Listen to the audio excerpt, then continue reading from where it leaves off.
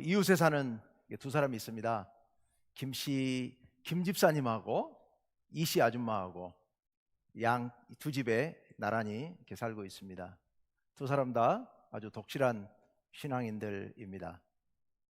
근데 신앙의 패턴은 많이 다릅니다. 우리 김 집사님은 교회에 정말 열심히 다니는 분입니다. 새벽 기도에도 나가고 수요 기도에도 주일날도 열심히 나가는 분. 여전도에 총무 맡아가지고 막 열심히 교회 일을 합니다. 또 가끔 주방 일도 하고 교회 청소도 하고 전도도 하고 정말 열심히, 성격도 상당히 좀 와일드해가지고 막 거침없이 일을 합니다. 그러다 보니까 가끔 싸움도 한 판씩 합니다. 그래서 이웃과도 한 번씩 이렇게 목소리 높여가지고 싸우기도 하고, 교회 갔다 오면 가끔 불평을 쏟아내기도 합니다. 아이고 목사님 설교가 왜 그래? 우리 목사님 설교 왜 이렇게 지루한 거야? 좀 재밌게 못 하시나? 박 집사 성격 왜 그 모양이야? 아이고 사람이 왜 그래? 별별 불평도 다 늘어놓기도 하고, 그렇습니다. 그 옆에 살고 계시는 이씨 아주머니, 이 이씨 아주머니는 교회는 안 나갑니다. 신앙생활은 열심히 해요. 집에서 성경 말씀 늘 읽고요, 인터넷으로 정말 유명한 목사님들 설교도 잘 듣고요, 그리고 늘 말씀 공부도 하고 묵상도 하고 정말 깊이 기도도 하고 찬양도 날마다 찬양 속에서 살아갑니다. 성품도 굉장히 온화합니다. 주변 사람들에게 다 칭찬받습니다. 헌금은 정말 어려운 곳에, 도움이 필요한 곳에 소득의 20%를 10의 2조를 기부합니다. 또 한 달에 한 번씩은 꼭꼭 어려운 시설에 가서 봉사활동도 하루 종일 땀 흘리면서 정성껏 봉사활동도 합니다. 많은 사람들로부터 야 정말 천사 같은 사람이다 이렇게 칭찬을 받습니다. 여러분, 두 사람 중에 누가 올바른 신앙인, 온전한 신앙인일까요? 누가 더 온전한 신앙인일까? 자, 이씨 아주머니, 우리의 신앙이라고 하는 것이 뭘까? 종교라는 게 뭘까? 신앙심이라는 게 뭘까? 우리 생각해 보면 신을 찾는 것이죠. 신을 찾아서 신 앞에 나아가는 겁니다. 우리의 삶을 돌아보면서 신 앞에 가서 경건한 마음으로 신과 하나 되는 것, 이게 종교이죠. 그게 여러 가지 형태가 있을 수 있지 않겠습니까? 산에 커다란 바위 밑에 가면 마음이 숙연해질 수도 있습니다. 아주 특별한 곳에 가면 마음이 편안해질 수도 있습니다. 그곳에 가서 마음을 정화시키고, 그리고 정말 선한 마음, 착한 마음으로 세상을 사는 거, 이게 종교일 수 있습니다. 그래서 종교학에서는 종교의 목적을 신과의 합일이다 이렇게 얘기합니다. 우리 기독교 신앙에서도 특히 요한복음이나 요한서신, 요한일서, 요한이서, 삼서 이런 데 보면 신앙, 그것은 하나님과의 사귐이고 하나님과 하나됨이에요. 우리가 하나님 안에, 하나님이 우리 안에 거하는 거, 이게 신앙이다 라고 이야기합니다. 신앙생활에서 우리가 깊은 영적 기도를 통하여서 하나님께 가까이 나아가는 거, 하나님과 하나 되는 거, 굉장히 소중한 일입니다. 예수님께서도 늘 한적한 곳을 찾으셔서 혼자 깊이 기도하셨습니다. 우리 교회 역사에서도 오랜 전통이 하나님 앞에 정말 깊이 기도하는 그런 전통이 있습니다. 예를 들자면 한때 이제 고대에 많이 있었습니다만은 이스라엘 땅 주변에 사막, 광야가 많잖아요. 그런데 많은 우리의 신앙의 선배들 중에 그 사막을 찾아가서, 아무도 없잖아요. 그 외로운 곳, 그곳에 가서 거기 수도원을 짓고 사람들과 왕래도 없는 그곳에서 정말 적은 음식을 먹으면서 밤낮으로 기도하는 일에만 집중했던 그런 사람들도 많이 있습니다. 굉장히 깊은 영성을 갖고 있는 사람들이었죠. 그런 전통들이 이어져 오고 있습니다. 저도 그런 기도를 굉장히 좋아합니다. 오늘날 우리가 이제 관상기도라고도 하고 그러는데요, 명상하고 비슷한 유형인데 똑같지 않습니다. 하나님 말씀을 붙들고 그 말씀 안에 깊이 들어가고 하나님과 그 말씀 안에서 교제하는 이런 기도예요. 제가 설교 준비할 때 굉장히 자주 그런 방법으로 하나님께 기도하면서 말씀을 묵상하고 그렇게 준비하기도 합니다. 굉장히 중요한 일입니다. 그런데 여러분, 그렇다고 해서 그게 대단히 중요한 일이긴 하지만 아까 제가 말씀드렸던 김 집사의 신앙과 이씨 아주머니의 신앙, 이씨 아주머니는 교회를 안 다니거든요. 그런데 예수님을 잘 믿어요, 나름대로. 그런 방식으로. 둘 중에 누가 온전한 신앙인가 라고 한다면, 누가 더 나은 신앙인가 라고 한다면, 이씨 아주머니의 신앙은 기독교 신앙이 아니다, 기독교 신앙이 될 수가 없다, 절대로 라고 이야기할 수 있겠습니다. 물론 어떤 특정한 경우에 그럴 수 있습니다. 왜냐하면 어떤 특별한 상황에서 나홀로 처하게 됐을 때 그렇게 신앙생활 할 수 있겠습니다. 충분히 혼자 예배하고 혼자 기도하고 할 수 있겠습니다. 그런데 그런 특별한 상황이 아닌 보통의 상황에서, 우리의 상황에서라면 그거는 기독교 신앙이 아닙니다. 안타깝지만 아니에요. 코로나 이후에 많은 사람들이 그렇게 교회에 안 가는 기독교인들이 많이 생겼다고 그러죠. 그걸 이제 우리가 가나안 성도라고 얘기를 하죠.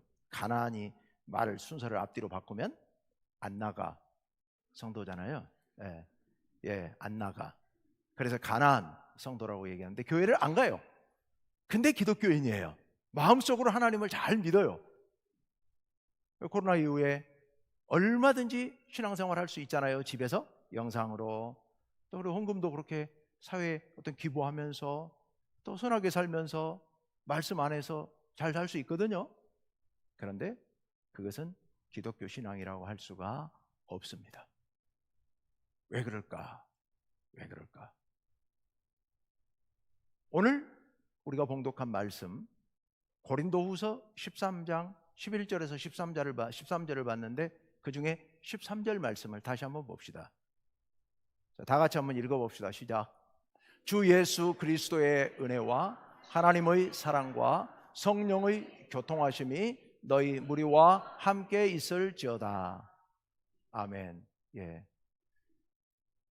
많이 익숙한 말씀이죠. 매주 제가 축도할 때마다 이 말씀으로 축도를 합니다. 정확히 이렇게는 안 하지만 이게 기본 틀입니다. 이 안에 보면 주 예수 그리스도의 은혜, 그리고 하나님의 사랑, 성령의 교통, 이 일이 여러분에게 임하기를 바랍니다 라는 그런 축복 기도가 이 축도 내용입니다. 근데 여러분 여기 보십시오. 주 예수 그리스도의 은혜, 뭘 말할까요? 여러 많은 은혜가 있지만 가장 대표적인 것은 우리를 위해 이 땅에 오셔서 우리 대신 우리의 모든 죄를 짊어지고 십자가에 달려 돌아가신 그 예수님의 은혜를 얘기하는 겁니다. 두 번째 나와 있는 하나님의 사랑은 뭘까요? 하나님께서 우리를 사랑하셔서 예수님을 그렇게 보내셔가지고 우리를 위해 십자가에 달려 돌아가시게 하시고 부활하게 하시고 그 하나님의 기본, 그런 예수님의 모든 사역 뒤에 하나님의 사랑이 있는 겁니다. 그 하나님의 사랑, 우리를 향한 하나님의 뜨거운 사랑, 이 사랑을 얘기하는 겁니다. 세 번째, 성령의 교통하심. 이 교통하심이라고 하는 것은 교제, 사귐, 지난주에 제가 말씀을 드렸습니다. 성령께서 우리 마음 가운데 오셔서 우리의 마음을 열어주셔서 하나님의 그 은혜에 감동하게 하고 그래서 믿음을 고백하게 하고 하나님께 찬양 영광 돌리게 하는 거예요. 또 우리들끼리도 마음이 열려져서 서로 마음이 통해서 서로 친교할 수 있도록 이렇게 인도해 주시는 거예요.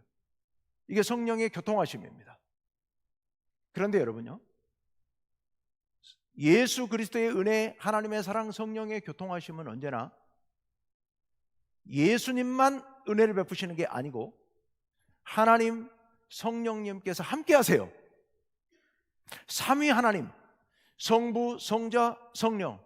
지금 이 순서대로 하자면 성자, 성부, 성령, 이 순서대로 되어 있는데 이 삼위 하나님께서 어떤 일을 하시든 함께 하십니다.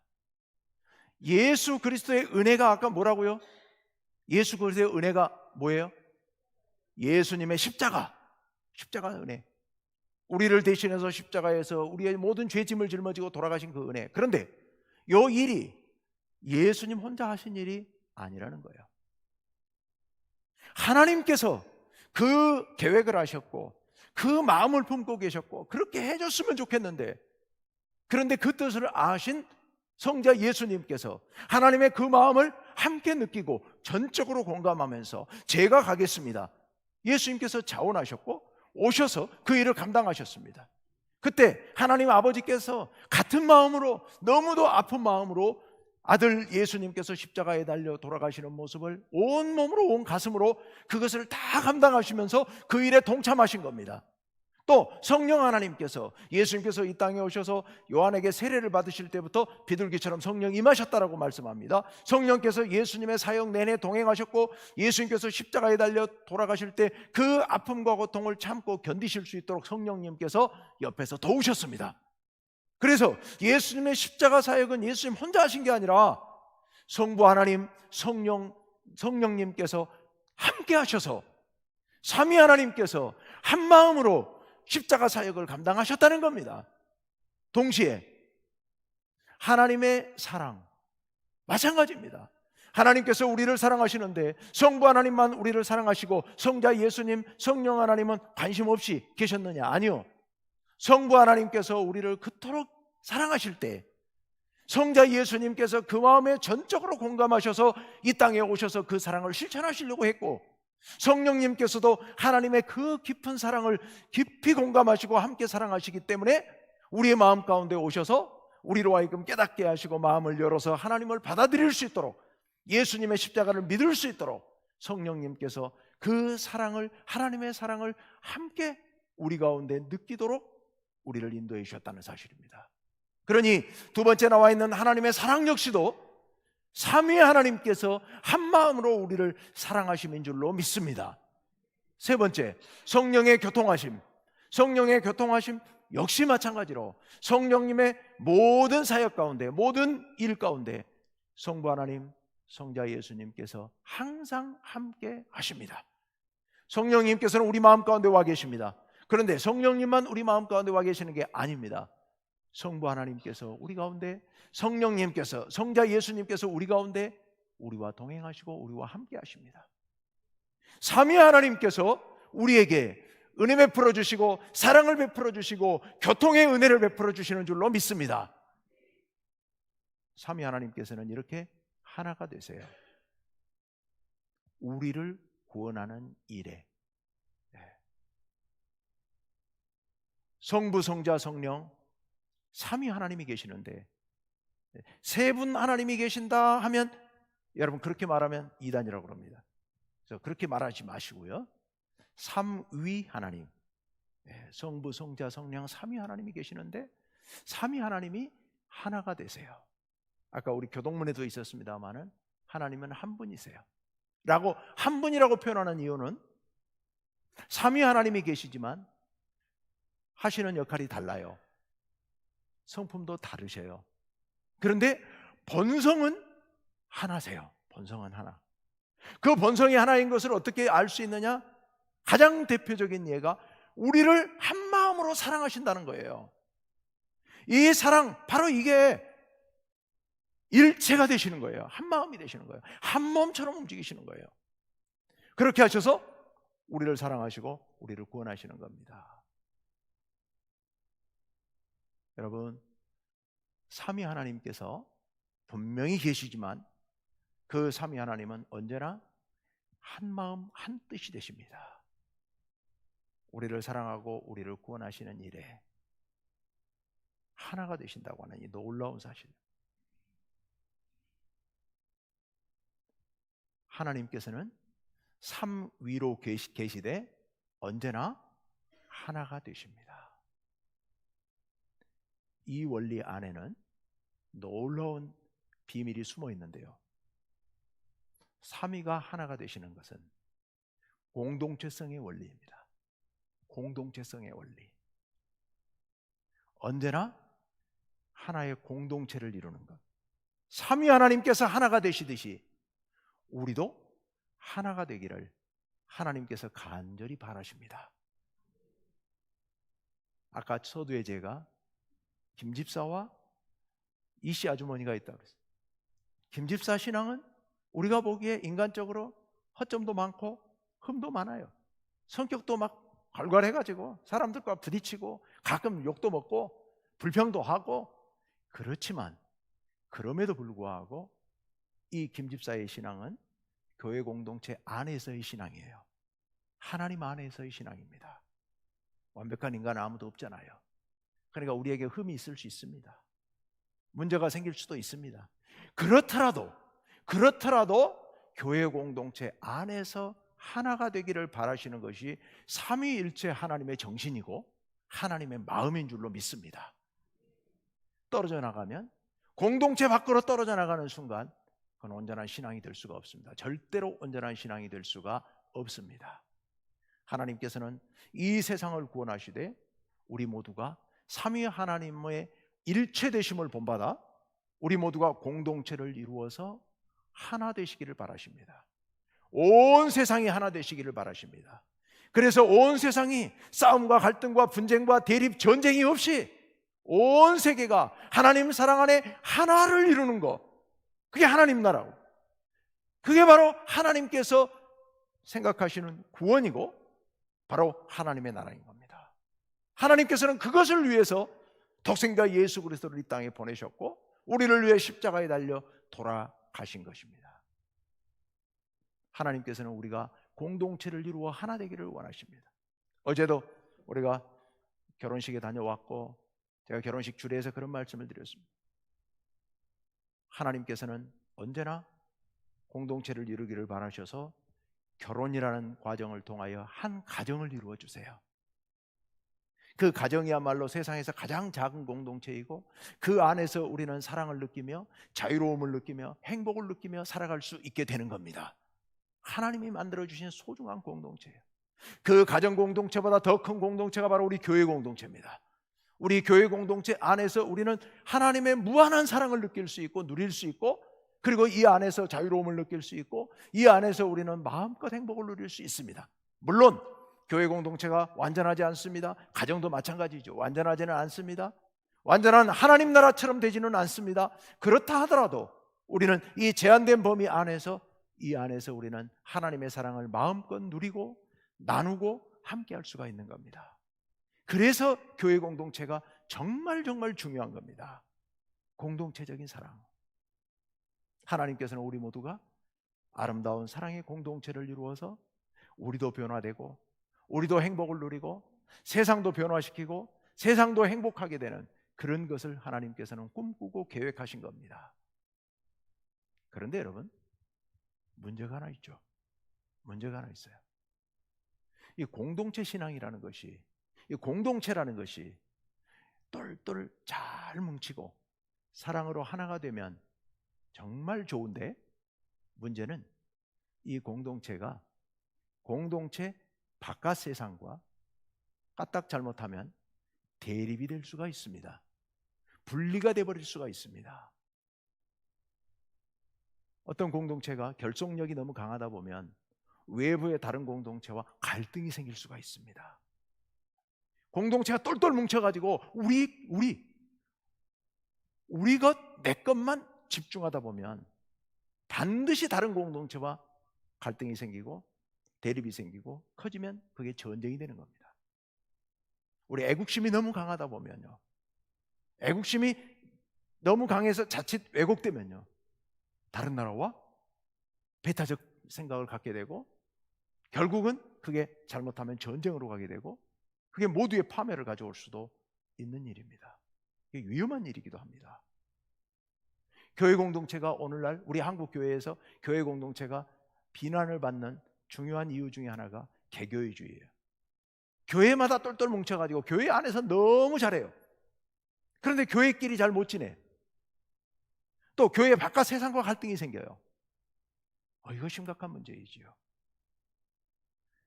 삼위일체 정신은요, 그게 아닙니다. 삼위일체 되시는 그 하나님의 사랑은요, 이런 폐쇄성이 아니에요. 하나님의 삼위일체 사랑은 개방적인 사랑입니다. 열려있는 사랑입니다. 어떤 두 사람이 서로만을 극진하게 사랑한다는 거, 둘은 너무 좋은데 다른 사람들과는 벽이 생길 수 있거든요.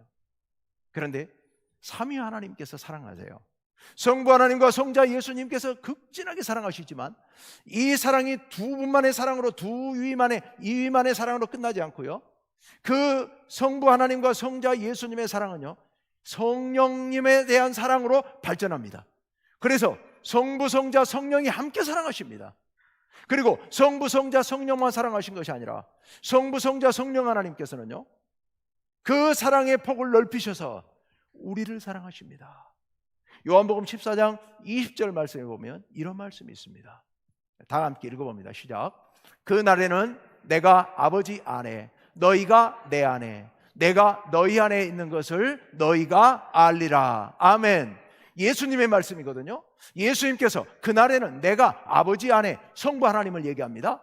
예수님과 성부 하나님이 서로 안에 내주하세요. 예수님이 하나님 안에, 하나님이 예수님 안에 계세요. 성령님도 그 안에 계세요. 그런데 거기에 머무르지 않으십니다. 둘째 줄에 보면 그 다음에 한 걸음 더 나아가서요, 너희가 내 안에. 여기 너희는 누구예요? 제자들이에요. 바로 우리들이에요. 우리들이 예수님 안에, 그리고 내가 너희 안에, 예수님이 우리 안에. 그런데 예수님은 하나님과 성령님과 일체가 되시죠. 하나가 되시죠. 삼위 하나님께서 우리 안에, 우리가 삼위 하나님 안에. 삼위 하나님의 일체되심이 그 일체되심으로 끝나지 않고 활짝 열려져서 그 안에 우리를 맞아주시고 계시는 겁니다. 우리가 하나님 안에, 하나님께서 우리 안에 계시는 겁니다. 이래서 이 하나님의, 삼위 하나님의 공동체는 세상을 향하여 활짝 열려 있고요, 우리를 향해서도 하나님께서 그렇게 말씀하고 계시는 겁니다. 우리도 삼위 하나님의 그 일체되심을 본받는다면 우리 교회가 하나님 안에서 사랑으로 완전히 하나가 되되, 이 사랑이 이 안에서만 머물러서는 절대로 안 되는 겁니다. 바깥을 향해서 열려져야 됩니다. 활짝 열려져야 됩니다. 어떻게 열려져야 됩니까? 세상에 나가서 세상을 향하여서 섬기고, 우리가 가진 것을 나누고, 그들과 손잡고 함께 할 수 있어야 됩니다. 세상의 평화를 위하여서, 세상의 정의를 위하여서도 우리가 같이 힘을 보태고 함께 기도하고 함께 할 수 있어야 됩니다. 뿐만 아니라 우리와 대립하고 우리와 갈등을 빚는 다른 공동체들과도 언제든지 마음을 열고 화합하기 위해서 우리는 애써야 됩니다. 뿐만 아니라 더 중요한 것은 세상 가운데 나가서 그들에게 주님의 복음을, 이 하나님 나라의 복음을, 생명의 복음을 우리가 힘있게 전해야 됩니다. 그래서 그들도 하나님 사랑 안에서 참 자유와 행복을 누리며 참 생명을 누리며 살 수 있도록 우리가 그렇게 할 수 있어야 됩니다. 이것이 열린 공동체입니다. 열린 공동체. 여러분, 삼위일체는 공동체 신앙입니다. 삼위일체 신앙은 철저한 공동체 신앙. 여러분, 우리가 나 혼자 신앙생활 잘하는 거 굉장히 중요하지만, 내가 하나님께 간절히 기도하고 깊이 기도하고 하나님과 하나가 되는 거 정말 중요하지만, 거기서 끝나는 순간 이 신앙은 편협한 신앙이고 온전한 신앙이 될 수가 없습니다. 이 신앙은 반드시 공동체 신앙으로 나가야 됩니다. 그래서 교회 공동체, 우리 공동체 안에서 우리가 하나 돼야 돼요. 우리 부족한 점 많습니다. 우리의 각자 개성이 다 따로 있습니다. 우리의 관심사도 다릅니다. 우리가 처해 있는 여건도 다릅니다. 느끼는 감정도 다릅니다. 그러다 보면 서로 갈등도 생길 수 있고 또 마음 불편한 일들도 생길 수 있습니다. 여러분, 그것 당연한 일이죠.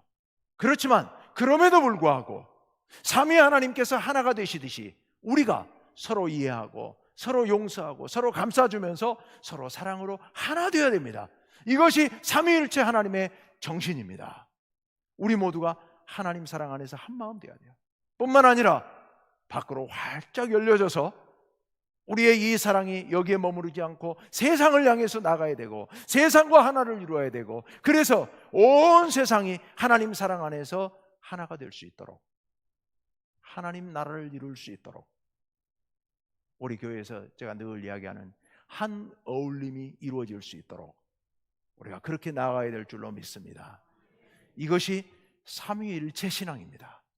우리 충무교회 온 성도님들, 바로 이 삼위일체 신앙, 다시 한번 말씀드립니다.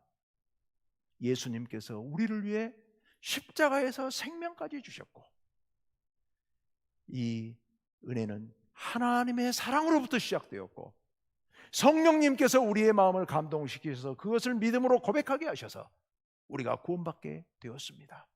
삼위일체의 사랑으로 인하여 오늘 우리가 구원받고 이렇게 하나님의 자녀가 되어 살아가는 줄로 믿습니다. 이 신앙 안에서 우리도 그 신앙을 본받아 우리도 하나가 되어야 되고 온 세상과도 하나 될 수 있는 그런 열린 신앙으로 나아가야 될 줄로 믿습니다. 오늘 우리가 그런 신앙 달라고, 우리가 그런 신앙으로 살겠다고 결단하며 나아가시기를 간절히 바랍니다. 기도합시다.